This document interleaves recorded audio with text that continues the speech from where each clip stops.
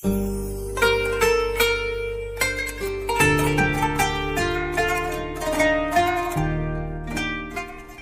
menjalani kehidupan di muka bumi ini, terkadang manusia mendapatkan ujian dan cobaan dari Allah Subhanahu wa Ta'ala.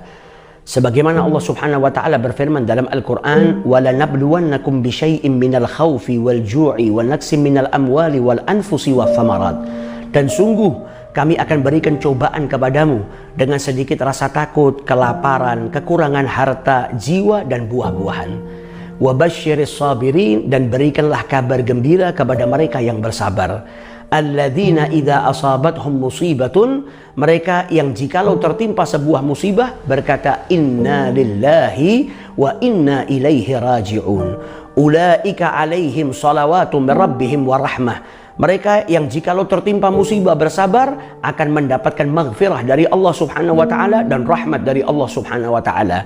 Wa ulaika humul muhtadun, dan mereka adalah orang-orang yang mendapat petunjuk. Nabi SAW bersabda dalam hadisnya, man yuridillahu bihi khaira yusib minhu.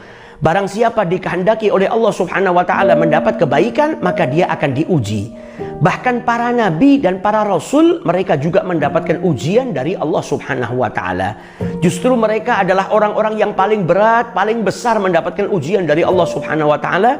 Sebagaimana sabda Rasul sallallahu alaihi wasallam, bahwasanya manusia yang paling besar mendapat ujian dari Allah Subhanahu wa Ta'ala adalah para nabi.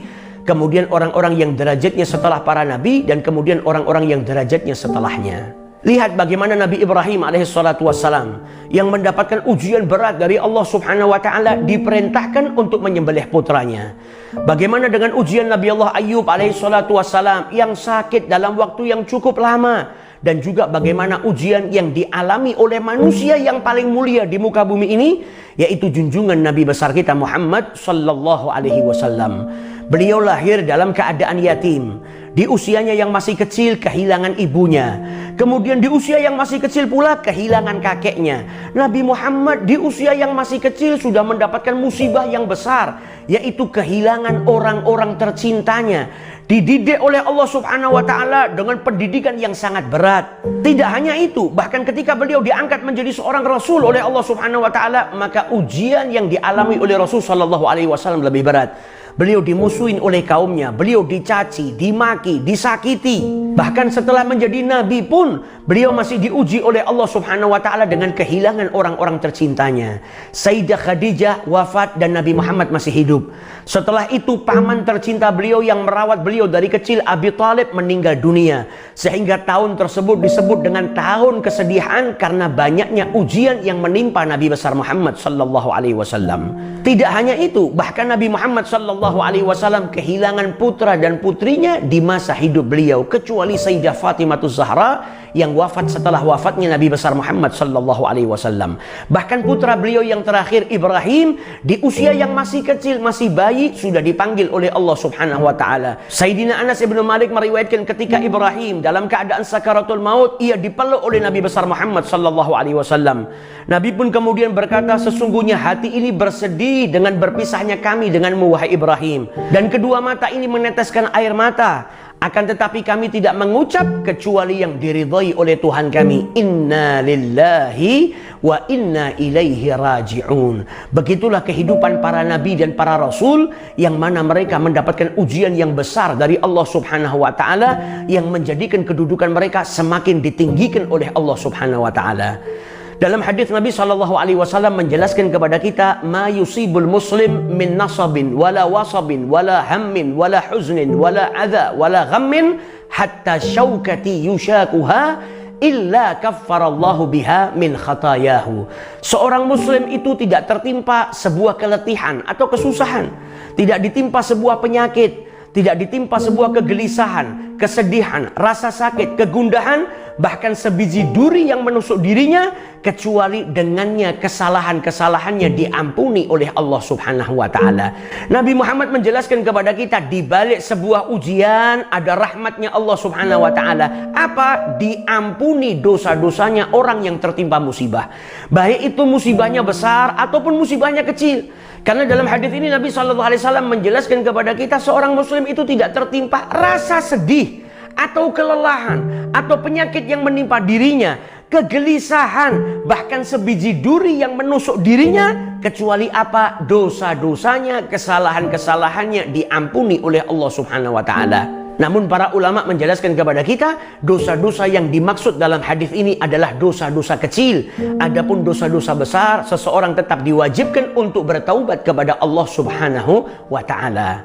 Hadis ini perlu kita ukir di dalam hati kita, sehingga ketika kita mendapatkan ujian daripada Allah Subhanahu wa Ta'ala, kita kembali mengingat apa yang disabdakan oleh Rasul sallallahu alaihi wasallam. Tidak tertimpa sebuah musibah terkecuali kesalahan-kesalahannya, dosa-dosanya diampuni oleh Allah Subhanahu wa Ta'ala. Tujuannya kita mengingat hadis ini saat kita tertimpa musibah, agar kita lebih lapang dada dan bersabar atas musibah yang Allah turunkan kepada diri kita. Misal kita sedang diuji oleh Allah Subhanahu wa Ta'ala dengan rasa sakit yang menimpa tubuh kita.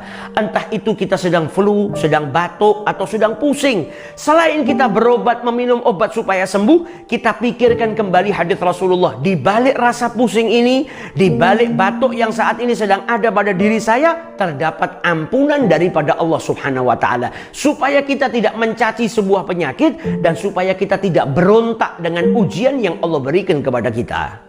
Atha ibn Rabah radhiyallahu anhu meriwayatkan Ibnu Abbas pernah berkata kepada dirinya, maukah engkau aku tunjukkan seorang wanita penghuni surganya Allah Subhanahu wa Ta'ala? Maka beliau pun menjawab, mau. Maka Ibnu Abbas mengatakan itu wanita yang berkulit hitam. Dahulu dia pernah mendatangi Rasulullah sallallahu alaihi wasallam seraya berkata, ya Rasulullah, aku ini memiliki penyakit epilepsi atau ayan. Dan jikalau penyakitku ini sedang kambuh, maka auratku tersingkap, terbuka ya Rasulullah. Doakanlah saya ya Rasulullah. Dan Nabi Muhammad SAW memberikan dua pilihan kepada wanita tersebut. Jikalau engkau mau, maka aku akan berdoa kepada Allah Subhanahu wa Ta'ala, meminta agar engkau diberikan kesembuhan oleh Allah. Wa in syi'ti sabarti walakil jannah. Namun kalau kau mau, bersabarlah, maka bagimu surganya Allah Subhanahu wa Ta'ala. Wanita tersebut tidak berpikir panjang, langsung menjawab kepada Rasul sallallahu alaihi wasallam, asbir, saya bersabar. Namun doakan saya ya Rasulullah, jika penyakit ini kumat, aurat saya tidak tersingkap. Maka didoakan oleh Nabi Muhammad sallallahu alaihi wasallam. Lihat imbalan bagi seseorang yang ditimpa sebuah musibah berupa penyakit, kemudian dia bersabar. Imbalannya adalah surganya Allah Subhanahu wa Ta'ala. Ulaika alaihim salawatun min rabbihim wa rahmah wa ulaika humul muhtadun.